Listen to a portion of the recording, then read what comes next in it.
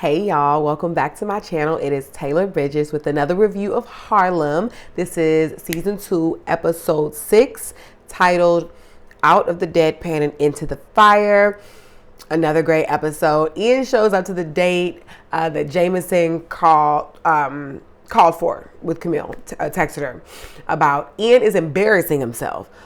Camille is grown. Let her do what she's going to do. You cannot tell people who to and who not to talk to.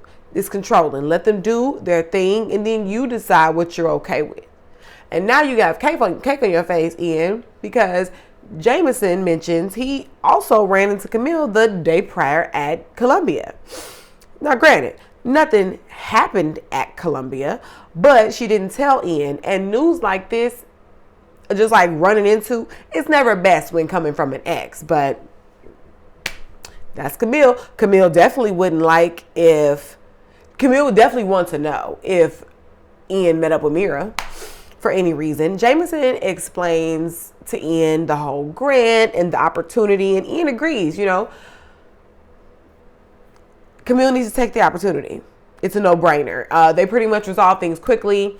And then the bartender gives them these like free margaritas for pride, assuming they're a couple. And I thought that was funny. I'm like, okay, Harlem has the jokes.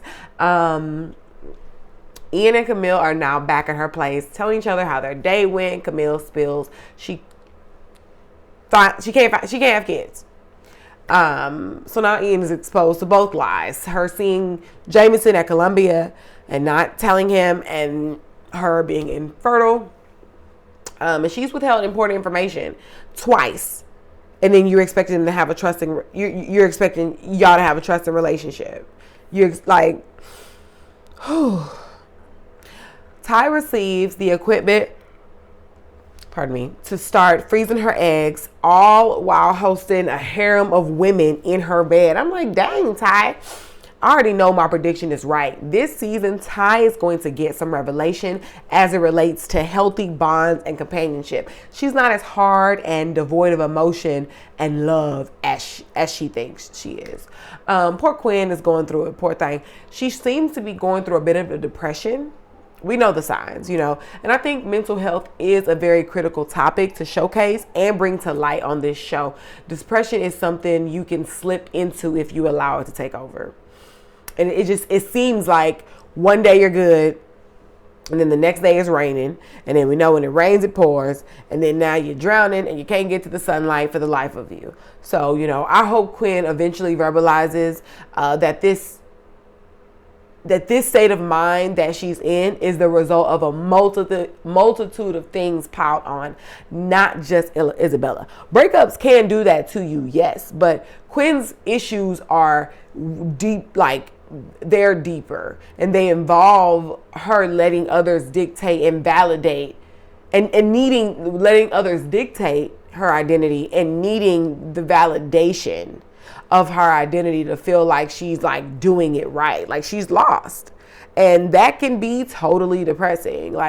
Quinn should have been in therapy, since season 1, but now more than ever. Angie's boo Michael comes and sees her on set. He seems like a good supportive dude for her. And I'm like, why does she have to mention sex all the time to men? Doesn't she want to be seen as more than that? It's his birthday, and she wants Angie to come to the party with him so he can show her off to his friends. And besides that, you want to show her off, he's worthy of being, she needs to keep him. He's a good dude, and he actually treats her well. And I really hope they don't write in some weird kink or trait this guy has to have. His hair is weird enough. Please let this dude just be a good dude. Please don't write no weird crap. Please. Ty is at the divorce mediation, and she finally hands over a check for a bit over $1 million to settle the divorce with her ex. And that was way less than what I thought she had to give. Her ex had this sad, unsatisfied look on his face, and it's given you got exactly what you wanted, and it's still not enough. You did all this petty stuff because you thought it would make you feel better. You tried to hurt her, and now it's all over. You're not feeling joyful and vindicated. Like, you never win when you play dirty. That's why I said last episode that Ty was better off just paying the cost and being done with him for good. No need in dissolving what you work so hard for because this dude wants to be petty. Cut the ties, and now he can't hurt you anymore. So I hope a meal was worth all of it. And now she can go on to make that $1 million back 10 times over. And you won't have any claim on it. Angie tries to get her hair done on set, but the stylist has like no clue what to do with her hair. What did you expect, Angie? Like, yes, these white stylists on set need to know how to do black natural hair, or anyone's hair, any of the actors' hair that's hired to be on set. But also, if the stylist isn't confident doing your hair, you're better off just doing it yourself. It's like not worth the risk. And honestly, as quiet as it's kept, some black stylists wouldn't even have been able to do her hair in the state that it was. You know, you have to come washed, dried, trimmed in a slick bun to get serviced by stylists nowadays. Like, people on set are mostly focused on doing like wigs and weaves. I think you can't finesse natural hair as well as you can with wigs. Like, you could have, like, with natural hair, like, it has to be healthy, like visible, like you have to know what you're doing to make it healthy in order for it to look good. But me, I prefer natural hair. But, you know, these stylists, they learn how to do something. Let me leave people alone. Never mind. Why did they have Countess Vaughn in this wig and dress? Like, she is such a cutie and an icon. Like, they could have glammed her up much better. And now Angie is trying to cancel going to Michael's birthday party. Like, girl, just do your own hair. Like, technically, you're not even getting your hair done for work. It's for an event after work. Like, you would have had to do it anyways. But, of course, they want to try to have her character self-sabotage. Quinn is at her shop with a client. And as annoying as the client is, the client was right. Like, if you're going to be running late, text. I hate when these shows exaggerate people's behavior when the main person is in the wrong. Like, yes, Quinn is going through it, but you have a business to run and this client had no context. Quinn chose not to communicate anything. She didn't even apologize for her tardiness and unresponsiveness. That's unprofessional. Like, communicate and take care of yourself. But cursing at this lady and stuff, like, that wasn't cool. Like, the lady might, like Quinn said, go on and on about a lot of BS, but that sure doesn't bother you when you're in a good mood and you're swiping her card. Like, I didn't like the way Quinn handled that. Like, being depressed is no excuse to be an a-hole. Just like being depressed doesn't mean you can't get your whooped for talking to me crazy. Like, no, I don't like that, Quinn. Camille's at her mom's house. Her outfit was super cute. Her mom doesn't even want to hug her. She has all these Christmas decorations up in the middle of summer, and she has all these cats. And there's clearly been a disconnect since Camille's dad, her mother's husband, died. And I'm like, that's such an interesting storyline. I'm interested in seeing more of this to get to know Camille more, because the bimbo act, running around, you know, men and being selfish is not going to cut it. Like, but it turns out she's just like her mother. And I'm like, that's so interesting. Like, I've too been like very critical, like, of my parents throughout my life with reason. But as I've gotten older, I do see a lot of them in myself, especially in regards to personality. And I see some really great traits. And it's just proof that the apple really never does fall far from the tree. If anything, you know, we just pray that us as the child, we're more evolved and healed versions of our parents, and we pass that on. Just keep getting more healed and more evolved, because the apple ain't gonna fall far from the tree, no matter what you do. But that's not a negative thing. I don't think I don't say that in a negative way. I think that's a very positive thing. Ty's ex-husband pops up at her house saying he didn't want to leave without saying bye. And I wouldn't have entertained him at all. I wouldn't need an apology or closure. F you. But she's been wanting to say so much to him, so I'm glad she got to get that out. And it's crazy that he hasn't moved on since they broke up. Like, he rips up the check, and I would have punched him in the face.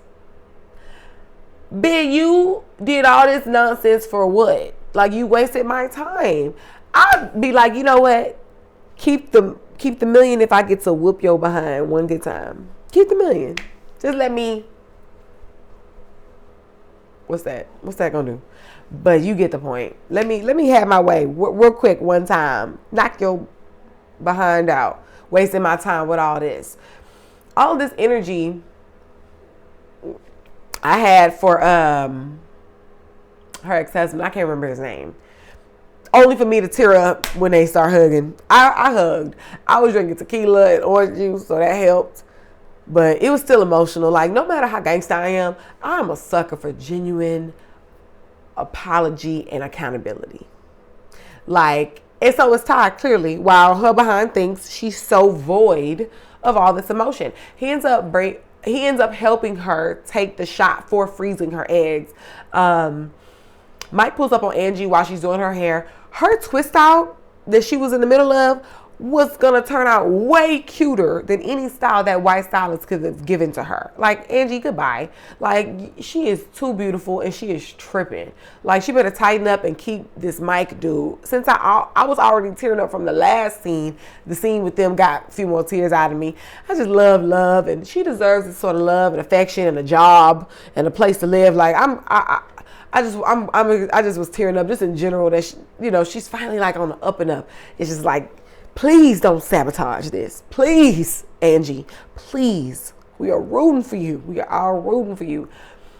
Angie and Ty's skin are top tier. Like, they're just absolutely beautiful. All the ladies are beautiful, but I gotta show them some love. Angie and Ty are gorgeous. Camille has decided to do the grand project with Jameson.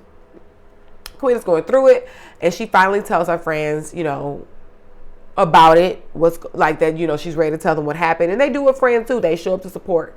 She just needs a break, a hug, some do say. She needs to vent, she needs to cry, she needs to scream, she needs to laugh, she needs to sleep, she needs some retail therapy, she's a therapist, all of it. You know what I mean? Like, this is what friends are for. Our friends are not our therapists though. But she need, like, that's what friends do. They show up like, what we need, girl. Because friends want to see you well. It's like, what do we need to do? What we need a brunch. You want to go scream about it. You want a blunt. What, you want to go pick up some wine? You want a trip? Boom, this weekend, let's go. Like, that's what friends are for. So I'm glad she did confide in them and finally get that out. Camille's behind is asleep in Jameson's bed. Not surprised at all. I literally called it.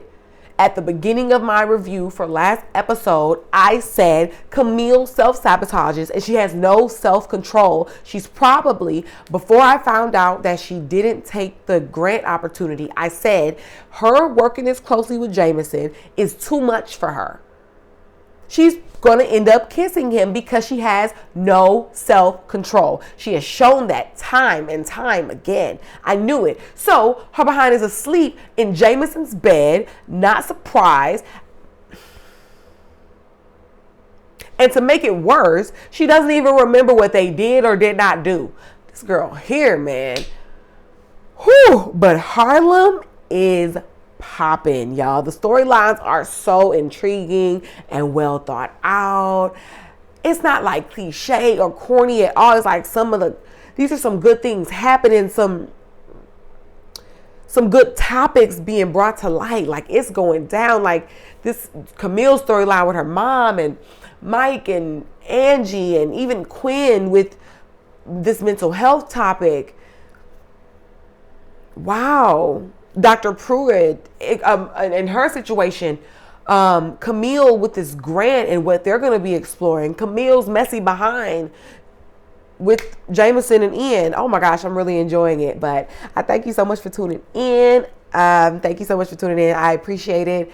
Please tune in for next episode's review. And that's it. Good night, y'all. Thank you.